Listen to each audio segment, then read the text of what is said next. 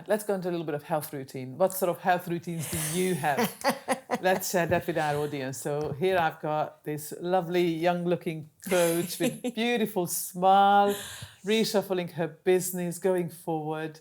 What sort of health routines help you with the development of your business? I came across something called SAVERS. Okay. So the first one is silence. And so for some people that's meditation. For me, that just means being in a space where I focus on trying to quieten the voices in my mind, because my routine has to be flexible. So for example, today I had to get up and leave the house earlier than I typically would in order to be here with you. But that didn't mean that my routine suffered. What that meant was that my routine happened in a different order, in a different way. So my silence I actually did on the train. Yeah. Rather than in the comfort of my lounge. So that's the first part, is there's the silence. Affirmations is the A. They're quite new for me, affirmations. They've come into my life more recently as well. So my routine has been building blocks of habits in the morning, going back to atomic habits, the importance of the building habit stacking. Yeah, same here, absolutely. And that's changed over the time as well. So I have a journal, and I have affirmations based on some of the learning that I've done and had from some of my favourite personal development books, such as I think it's 8,000 Hours or 8,000 Weeks, which is about how long we have in life. It's a very good book, but I can't remember the author. And Brené So you're just doing some mental... Yes.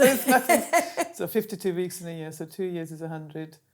I don't think we can have 8,000 weeks. No, so it's 8,000. So 10 years is 1,000. Oh, actually, hang on.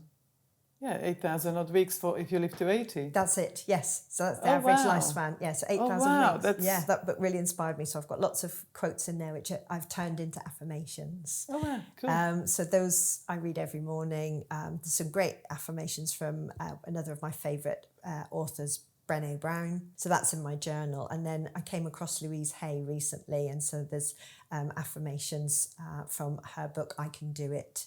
And so those form part of my routine. So affirmations, then visualization. So again, it's out there in a lot of personal development. It's definitely in there in Atomic Habits, where you need to understand who you want to be if you're going to create the habits to become that person. See yourself as your future self. Exactly. I've been practicing that more and more through my meditation practice and indeed the self-development books.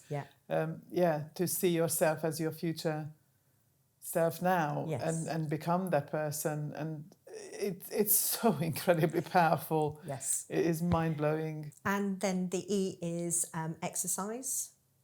So again, flexibility around that. My preferred exercise is yoga. And I've been practicing that on and off for about 30 years. Okay.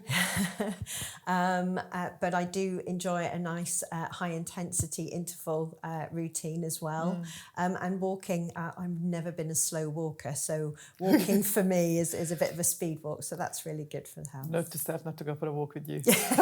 I can slow down, and I do slow down, especially when I'm in a nice natural environment. I like to take my shoes off and be in contact with the grass. Yes. Love going on grass barefoot. I'm looking forward to it. We're going away for the weekend, and it's a little holiday park kind of thing with like a rolling grassy hill in front, and I'm so looking forward to doing my morning exercise outside the bungalow. Lovely. And going for a walk in the grass. Beautiful. That's wonderful. In fact, if you ever go to Buckfast Abbey, they have signs that say, please walk on the grass. Brilliant. Yes. Oh, that's fabulous. Yeah. Absolutely. Especially in the summer. I do have the tendency, I see a nice bit of grass, I whip my shoes off. Yes. And just go and walk on the grass barefoot. Yes. Beautiful. Reading. Yes. So that's the intellectual health. Yes. I was sort of fitting it into my, I've got 4 pillars rather than 6, but I suppose some of them fit in. Yes. Yeah, so you're intellectual. So intellectual reading. Yep, so I do enjoy intellectual reading. I do love to read, the personal development books, but also coaching development, and I love reading about the mind as well. That's another passion of mine, learning about that and human behaviour.